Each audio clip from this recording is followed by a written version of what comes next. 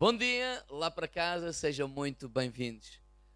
Queremos e desejamos que tenham um tempo agradável na presença de Deus, connosco também, e que juntos possamos nos debruçar um pouco na palavra de Deus. E o meu desejo é que a palavra de Deus possa ser um instrumento de transformação na vossa vida, tá bem?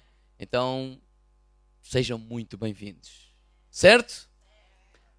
Nós aqui na Figueira damos as boas-vindas a quem lá está em casa. E já agora, quem lá está em casa, se por acaso vive na Figueira ou está a pensar vir passar férias na Figueira, porque sabemos que algumas pessoas estão até noutros países.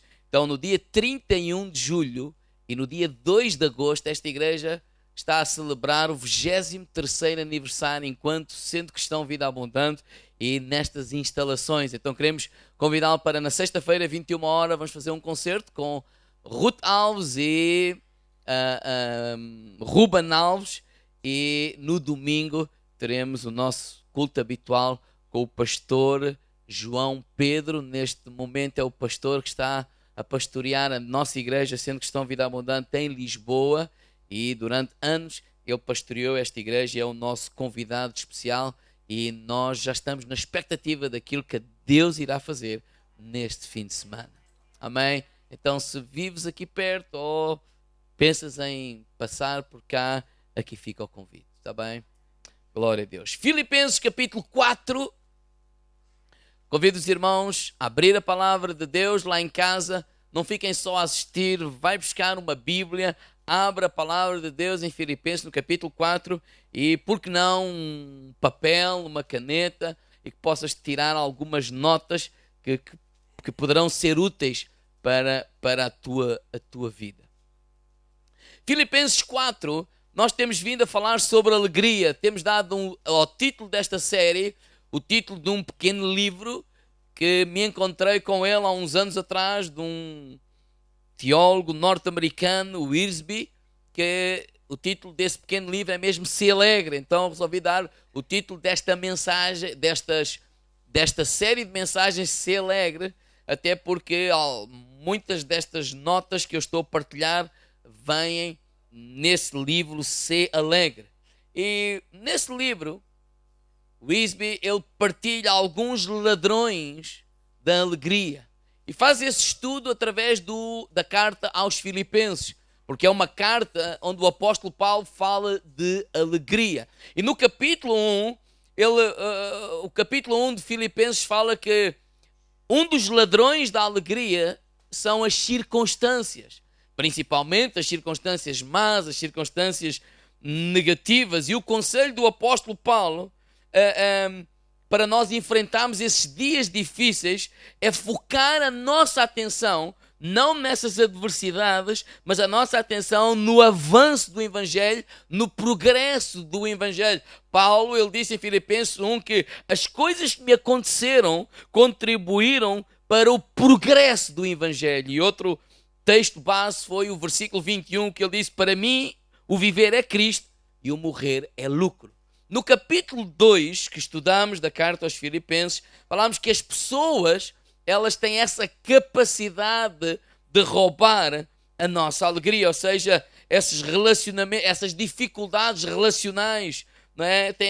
Que nós enfrentamos, tem essa capacidade de roubar a alegria. O conselho do apóstolo Paulo foi que a melhor resposta que nós podemos dar a dificuldades com relacionamentos, as pessoas que nos magoam, que nos ofendem, é a resposta que Cristo deu, que é uma resposta de Cristo sendo Deus, não ter por usurpação ser igual a Deus, mas Ele serviu, e que nós possamos nos revestir desse espírito de servir as pessoas, abençoar as pessoas, perdoar as pessoas, e assim não vamos deixar que as más atitudes de alguém vão roubar a nossa alegria. Eles até podem continuar com essas más atitudes. Nós é que já não vamos ser vítima de nenhuma delas.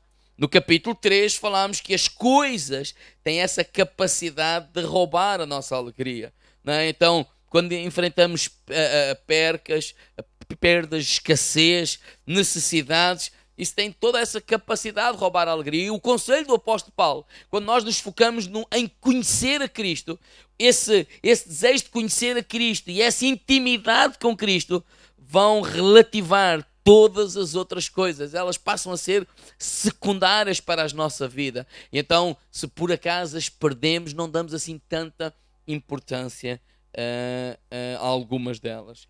E Filipenses no capítulo 4, o grande ladrão da alegria é a ansiedade. E ele diz assim no versículo 6, Filipenses 4, 6. Vamos abrir a palavra de Deus, por favor. Ele diz assim: não estejais inquietos por coisa alguma. Antes, as vossas petições sejam em tudo conhecidas diante de Deus pela oração e súplica com ação de graças. Na nova versão internacional, esta mesma passagem, ele diz mesmo assim: olha, não andem ansiosos. Diga ao irmão lá, não andem ansiosos por coisa alguma, mas em tudo, diz que pela oração e súplica e com ações de graça, apresentem os seus pedidos a Deus. O que é uma pessoa ansiosa? É uma pessoa inquieta. É uma pessoa impaciente, angustiada, preocupada, aflita. Uma pessoa ansiosa é uma pessoa apreensiva diante de factos não concretizados ou diante de indecisões não solucionadas. Uma pessoa ansiosa tem um comportamento emocional tipo agitado, inseguro, por exemplo, com relação às atividades e compromissos da vida pessoal. Uma pessoa, ansiedade pode ser definida como um estado psíquico de apreensão, tensão, medo, diante de situações desagradáveis que podem vir a acontecer. Ansiedade, aflição, preocupação extrema.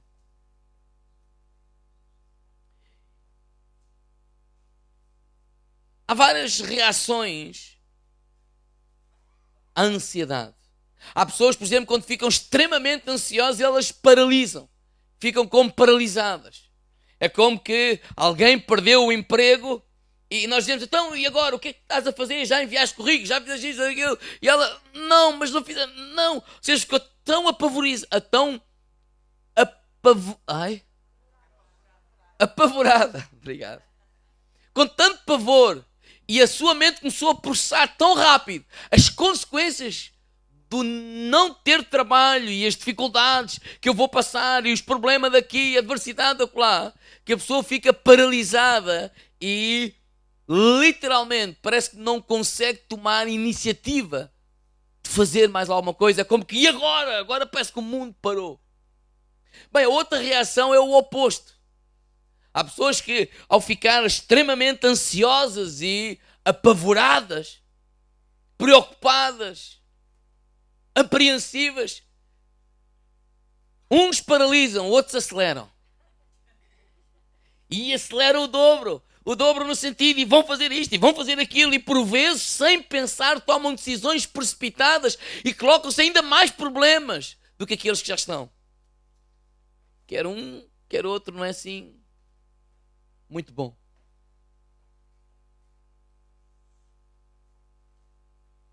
É tipo, ficam assim, tipo uma barata tonta.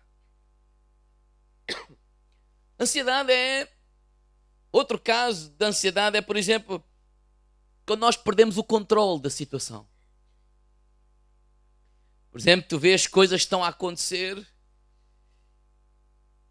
e é bem visível e tu vais fazer alguma coisa. E começas por fazer isto e começas por fazer aquilo.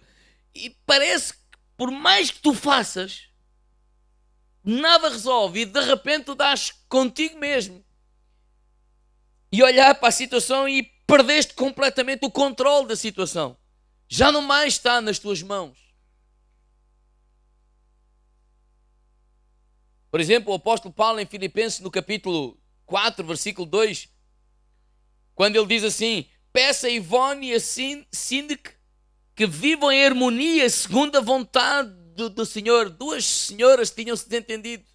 Agora o problema é que Paulo está em Roma, as senhoras estão em Filipos. E Paulo, se estivesse no mesmo lugar, podia chamá-las, podia, olha, vamos cá conversar, vamos ver se a gente chega a um acordo, vamos tentar solucionar o problema. Mas Paulo está preso em Roma, ele não pode fazer nada, as coisas não estão nas suas mãos, e tudo o que ele pode fazer, digo ao irmão lado, é esperar. E isso nos traz ansiedade, a espera. Porque outra situação é, por exemplo, quando não só já não temos controle da situação, como não há nada que nós possamos fazer. E é aí que nós começamos a ficar ansiosos. Quando a pessoa diz assim, pastor, eu se pudesse fazer alguma coisa, eu fazia, mas eu não posso fazer nada.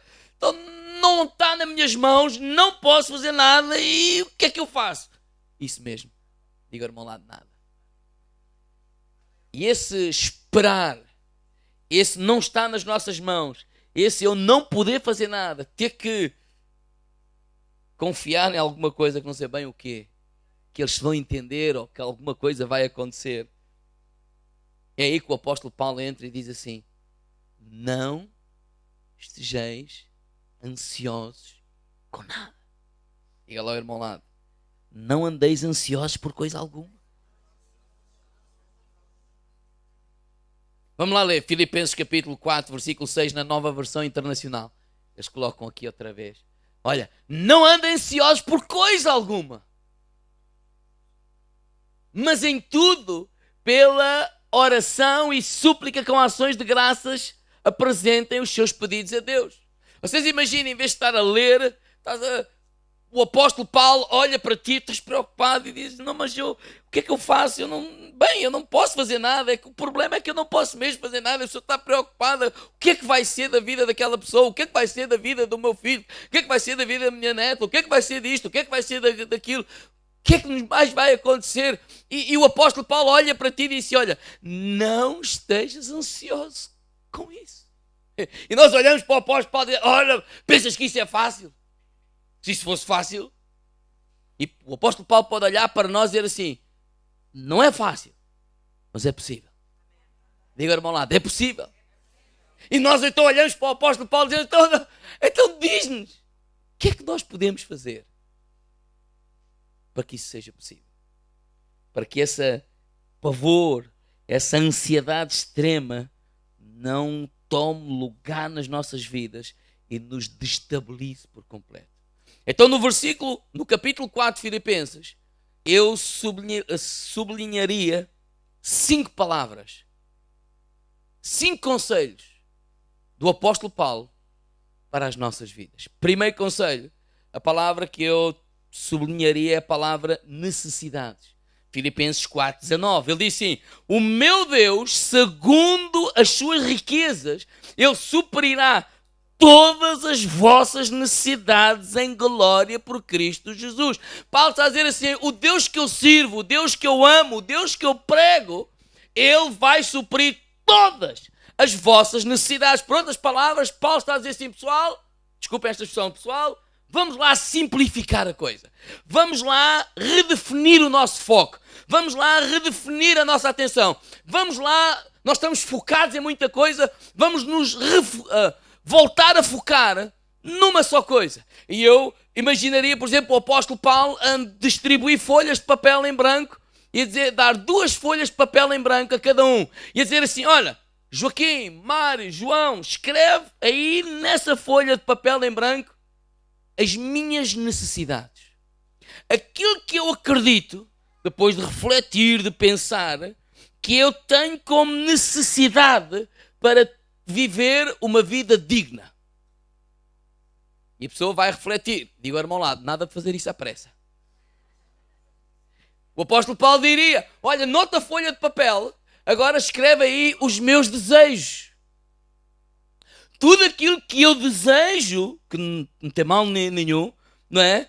Mas que eu creio que e desejo ter para ter ou obter uma vida satisfatória.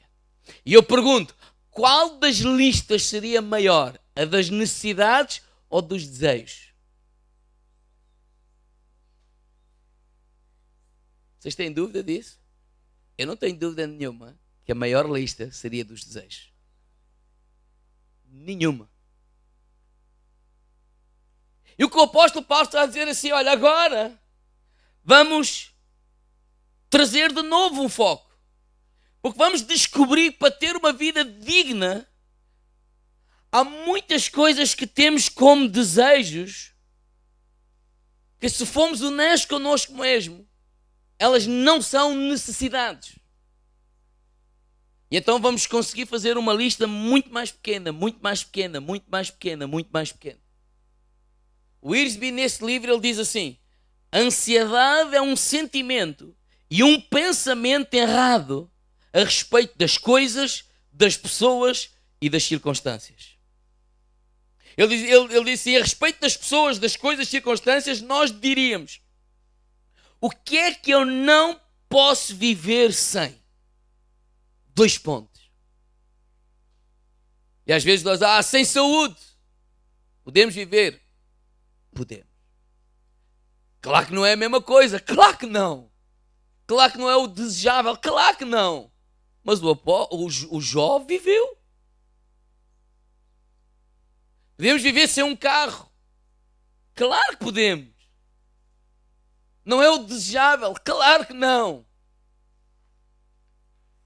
Podemos viver sem o marido ou sem a esposa? Claro que podemos. Pergunta às pessoas que ficaram viúvas. Estamos a dizer que é fácil? Claro que não. Estamos a dizer que é o desejável? Claro que não. Mas estamos a dizer que essas pessoas que pensariam ou que pensavam que a vida acabava e que terminava e que a alegria ia embora, eles conseguem continuar a caminhar? Claro que sim. Então, o que é que isso nos vai ajudar? Se nós transformássemos a nossa lista de desejos numa lista de necessidades, nós transformávamos ou tornávamos a nossa vida muito mais simples e iríamos perceber que muita nossa ansiedade e muita nossa falta de alegria não faria sentido. Iríamos perceber que por vezes há gente que anda ansiosa e sem alegria por coisas que na sua essência de facto não justificam essa perda de alegria. A segunda palavra que eu sublinharia do apóstolo Paulo está em Filipenses capítulo 4, versículo 11 e 12. Ele diz assim: não digo isto como por necessidade, porque já aprendi a contentar-me com o que tenho. Sei estar abatido, sei ter abundância, em toda a maneira e em todas as coisas estou instruído, tanto a ter fartura como a ter fome, tanto a ter abundância como a padecer necessidade. Posso todas as coisas naquele que me fortalece. Então a segunda palavra que eu sublinharia é a palavra contentamento. Diga ao irmão lá, contentamento. Bem, não estamos a falar de resignação. Não estamos a falar daquele conformismo de baixar os braços. Pronto, não vale a pena, olha, não vale a pena. Este é o país que vivemos, esta é a cidade que temos. Não é nada disso que estamos a falar. Se havia gente que não se conformava, era o apóstolo Paulo. Uma coisa eu faço, esquecendo as coisas para trás, fica o avanço para aquelas que estão diante de mim. Mas Paulo nos dá uma lição sobre contentamento. Ele diz: eu sei viver, ou aprendi, não é sei, aprendi a viver em todas as situações. Ou seja, eu aprendi a dar uma resposta de acordo com a circunstância da vida. Porque alguém, por exemplo, alguém está sentado num sofá e está triste e está assim, tipo desanimado, cara fechada, e olha, o que é que tens? Eu estou muito ansioso, estou muito preocupado. Mas estás preocupado com o quê? Olha, nem sei. Então levanta-te, vamos lá. Não me apetece. Olha, hoje nem vou sair de casa. Então, mas porquê? Olha, não sei. Essa pessoa está mesmo mal. Mas outra pessoa está sentado no sofá e nós chegamos e ele está a chorar e ele está a chorar. E nós dizemos: porquê que tu estás a chorar? Olha, acabei de receber um telefonema, o meu pai foi para o hospital. É por isso que eu estou a chorar. Essa pessoa não está mal. Ela apenas está a dar uma resposta de acordo com aquilo que ela está a viver. Diga, irmão, lá, isso até é normal. Jesus, quando Lázaro morreu, diz que ele chorou. Porquê que Jesus chorou? Jesus, porquê que estás a chorar? Simples. Um amigo que eu tinha morreu. Pastor, mas ele não ia ressuscitar. Sim, mas agora está morto. Então é uma resposta natural, normal da vida. Quando falamos de alegria, Jesus não nos convida a ser uns totós, sei lá, uns tontos alegres, aleluia, sempre aos altos. Não, isso às vezes não é alegria, isso às vezes é mais teatro. Um dia fui a um funeral que me irritou imenso, porque quase queriam obrigar que nós nos alegrássemos. Não tem nada que estar tristes. A pessoa está com o Senhor, claro que está com o Senhor. E serve de consolação, claro que sim. Mas há uma separação, há uma ausência, há uma vida daqui para a frente, não vai mais ser igual. E eu estou triste por isso. Então, quando se fala de alegria, não está a falar de ser totó, desculpa a expressão. Não está a falar de ser um... alegre. O meu pai está doente, glória ao Senhor, aleluia. Meu primo morreu, olha, Deus o levou, glória a Deus. Não, isso é parvoíce. Desculpe a expressão. Nem sei bem o que é, olha, mas saiu esta palavra, paciência. Não, esta alegria tem a ver com paz. Esta alegria tem a ver com serenidade. Esta alegria tem a ver com estabilidade. Esta alegria tem a ver com a sensibilidade suficiente para responder à vida como a vida merece ser respondida e com o respeito que a vida exige de nós. No jardim do Getsemane, alguém podia dizer, Jesus, alegra-te. Coisa nenhuma.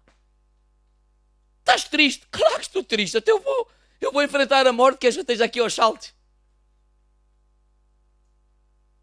Bem, estás abalado? Claro que sim. Mas estás desesperado? Claro que não. Achas que Deus te abandonou? Claro que não.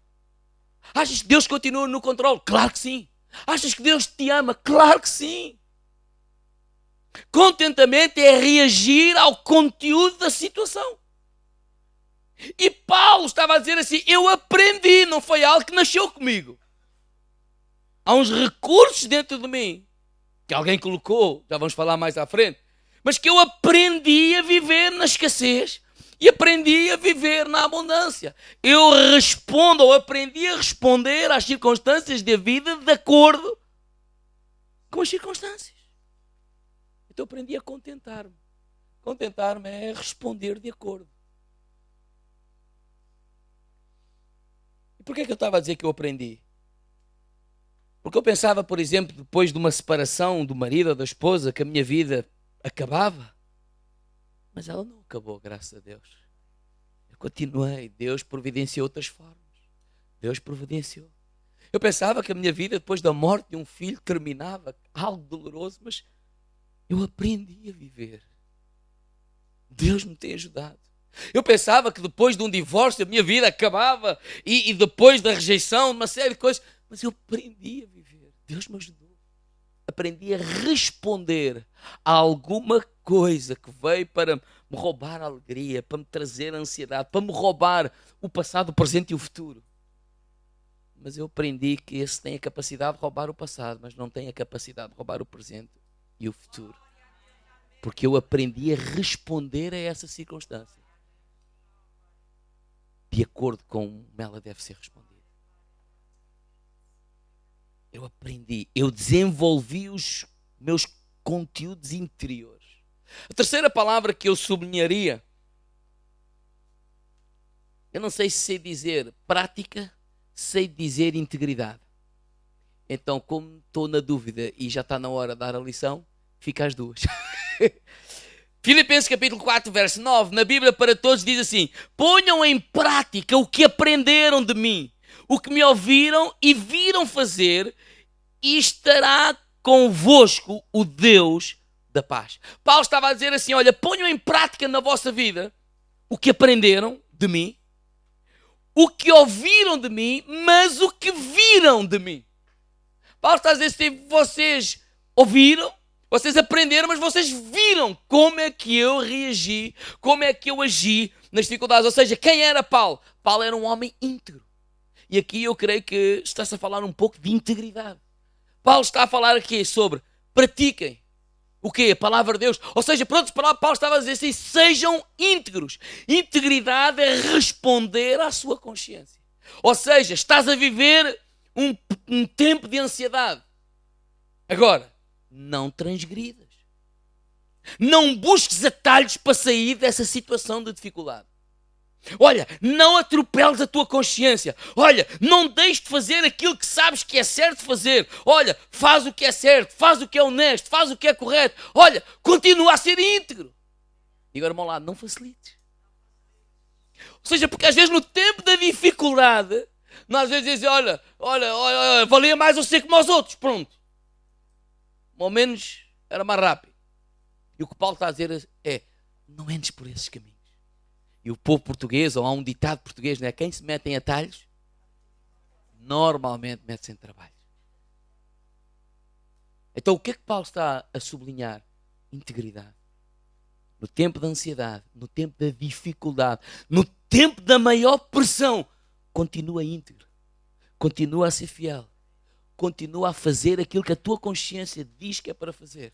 Não é aquilo que tu vês, olha, eu devia de ser assim. Não, isso é o que o diabo diz, mas tu não devias, tu devias ser como tu és. Continua íntegro, continua a fazer o que é certo, continua a fazer o que é correto. E esse é o conselho do apóstolo Paulo. A outra palavra que eu trazia, que eu sublinharia, é Filipenses 4:8. Ele vai mais além, olha, não só faz o que é certo, mas pensa de maneira correta. Ele diz, olha, quanto ao mais irmãos, tudo o que é verdadeiro, tudo o que é honesto, tudo o que é justo, tudo o que é puro, tudo o que é amável, tudo o que é de boa fama, se há alguma virtude e se há algum louvor, nisso pensai. No momento da ansiedade, o que Paulo está a dizer assim, para pensar. Diga ao irmão lá, para. Devemos parar.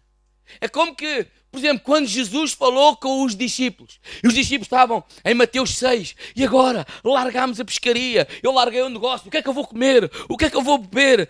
Como é que vamos pagar as contas? Como é que vamos se vestir? E Jesus diz, para lá. Não estejais ansiosos por coisa alguma. Olha, vamos lá pensar um bocadinho. Quem é que veste os lírios do campo? Deus. Olha, quem é que alimenta os passarinhos? Será que tu não és mais importante que os lírios do campo e que os passarinhos? Será que Deus não te ama mais a ti do que até os lírios do campo e os passarinhos? Deus ama. O conselho do apóstolo Paulo é para pensar. Ou seja, não deixe que algumas coisas que vêm à nossa cabeça, que são pensamentos errados e que nos vão fazer mal. Por exemplo, alguém te faz mal e te ofende e tu ficas ali a pensar, quer dizer, se calhar sou eu. E ficamos a pensar, eu às vezes sou tão não sei o quê, na hora H devia ter dito umas coisas e não disse. Mas estou cá a pensar em umas coisas, na próxima vez que o cumprimentar, vai sair. Quem é que já pensou em algumas coisas? Quando ele vem dizer a paz do Senhor, dê-lhe uma cabeçada.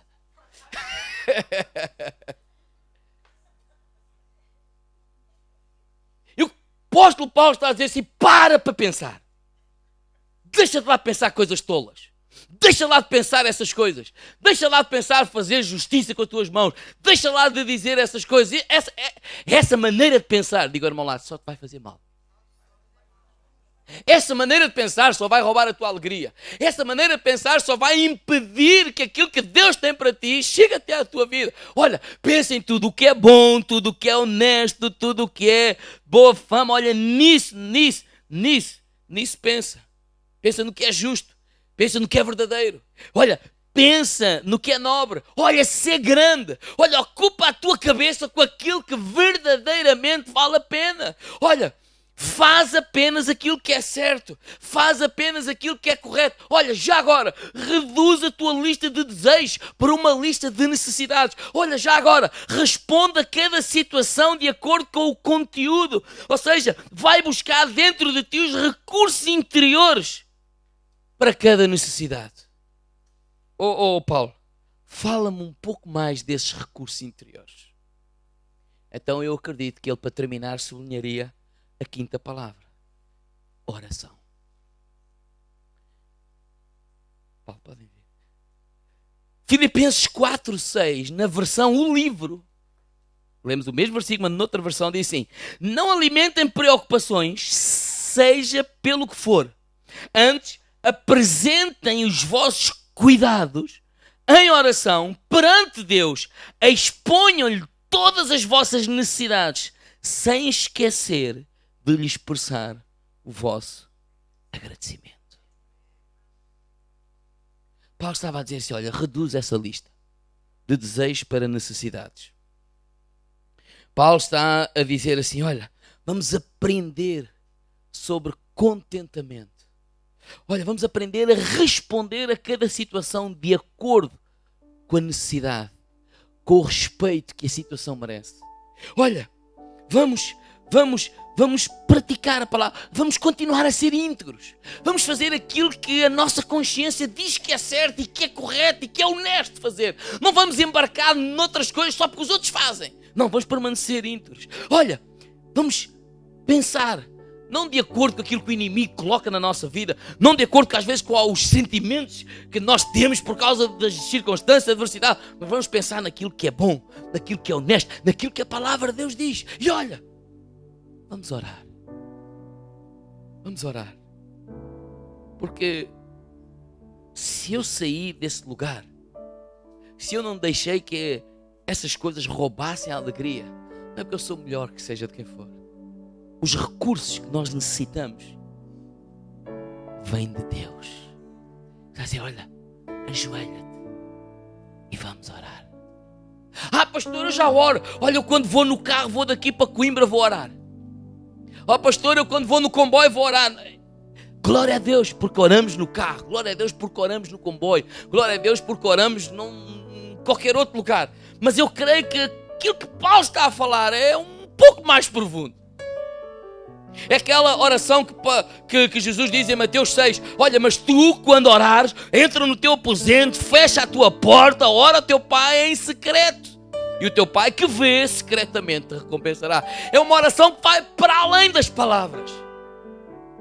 Na verdade é uma oração que começa com palavras. E a gente fala e fala e fala. Mas à medida que falamos vamos perdendo as palavras e vamos rendendo o nosso coração ao Senhor.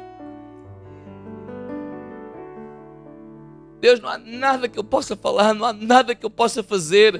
De facto, não há conselho nenhum que alguém me possa dar para acalmar o meu coração. E a verdade é que o meu coração está em desordem.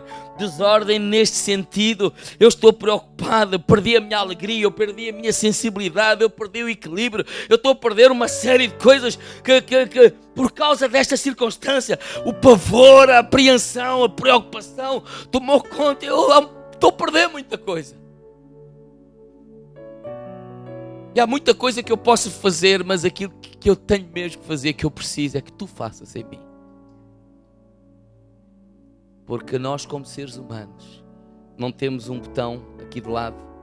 Quer dizer, eu não sei, vejam lá se alguns de vocês têm. Em que liga e desliga os sentimentos, as emoções. Agora vamos pôr em modo cristão. Aleluia. Posso todas. Não temos. Ainda bem que não temos.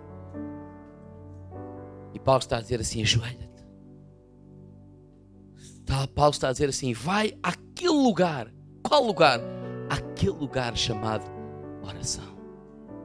Eu não estou a falar de desabafar. Oração é diferente de desabafo. Eu não estou a falar de cumprir e tal, e pedir por isto, e pedir por aquilo, e orei pela igreja, orei por isto, orei... Não, estou a falar daquele lugar em que eu vou, até que eu vou chegar àquele lugar de silêncio, àquele lugar, porque a oração é muito mais do que falar. Jesus diz, e o teu Pai que vê o quê? Vê a atitude do nosso coração, vê o quebrantar do nosso coração, vê a disponibilidade do nosso coração, vê a abertura do nosso coração, vê a atitude do nosso coração. E Ele te recompensará. O que é que Ele faz? Filipenses capítulo 4, verso 7. A paz de Deus, que excede todo entendimento, não tem a ver com a ausência de guerra, não tem a ver com a ausência de problema, não tem a ver com a cura, não tem a ver com o era o melhor, não tem a ver com nada. É uma paz que excede todo entendimento. Não é compreensível ou perceptível ao entendimento humano. Não é alguma coisa que nós fazemos, 2 mais 2 são 4 e tu ficas com paz. Não. É aquele lugar que vocês já viveram de certeza absoluta, que o nosso coração está triste por uma partida, está confuso por uma partida, mas nós dizemos cá dentro, mas eu estou em paz. Não sei se alguém sabe o que eu estou a dizer. Não tem a ver com, eu estou em paz. Não. Na verdade, às vezes até estamos confusos. Confusos no sentido, será que tinha que ser assim? Será que esta foi a hora? Mas jamais metemos em dúvida o amor de Deus por nós. Jamais metemos em dúvida a graça de Deus. Jamais metemos em dúvida que Deus perdeu o controle. Há coisas que eu não sei, não entendo, não percebo. Mas eu sinto a tua paz e eu estou em paz. Porque a paz que excede todo entendimento guarda os meu coração e os meus sentimentos em Cristo Jesus.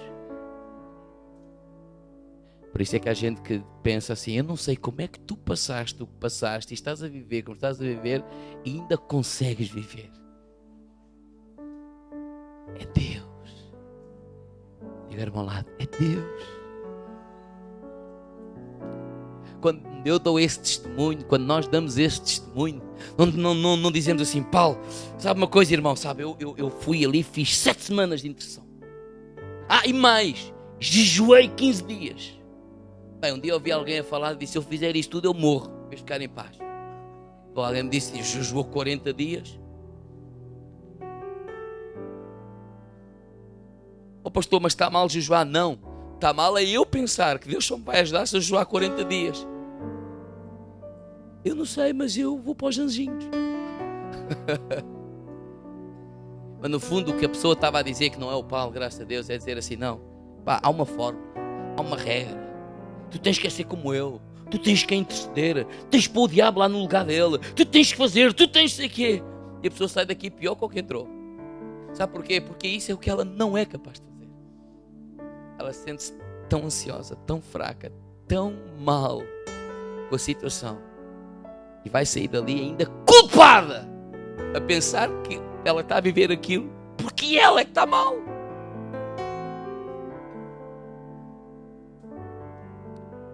E na verdade isso também dos super-homens, se calhar ainda só o meu Gonçalo é que acredita. Mas vai ser pouco tempo que ele vai abrir os olhinhos. É verdade ou não é? Falem lá comigo. Quando Paulo dá o testemunho, o apóstolo Paulo, muitas músicas, vocês vão reparar que Paulo canta, umas que ele fez, outras que outros fizeram. Não cantamos só por cantar. Se vocês repararem bem nas letras, tem a ver com aquilo que nós ensinamos e aquilo que acreditamos na graça de Deus. É dizer, Deus, tu foste quem me socorreste. É verdade, nesse levantar, Ele nos levou a orar, Ele nos levou a jejuar, outros, uns de uma maneira, outros de outra. Mas é Ele que nos dá a mão. E o que o Paulo está a dizer, o apóstolo Paulo, é: vamos a esse lugar chamado oração. Fazer aquela oração mais profunda. E quando eu digo oração mais profunda, é onde nós derramamos o nosso coração. Dizer, Deus, eu sei que vivemos num mundo dos enlatados e tudo à pressa, mas eu sei que isso não existe. E aquilo que eu faço é abrir o meu coração para Ti. Só Tu podes me colocar em ordem. Ajuda-me, Senhor, a acalmar as vozes à minha volta. Umas vozes culpam, as outras criticam, os outros dizem que eu não tenho fé, os outros dizem que foi o diabo, os outros dizem que é uma maldição, os outros dizem que foi porque eu mudei de igreja, então há uma praga sobre a minha vida. Sei lá, tanta parvoíce que toda a gente diz. Mas, Senhor, ajuda-me a acalmar tudo o que os outros disseram e agora eu quero ouvir é o que Tu dizes. O que é que Tu dizes? O que é que Tu dizes? O que é que Tu dizes? E ali nesse lugar permanecemos até nos faltar as palavras. Deus, não há mais nada que eu tenha para dizer. E abrimos o nosso coração para Ele. Deus, será que podemos fazer isso hoje? Vamos ficar de pé.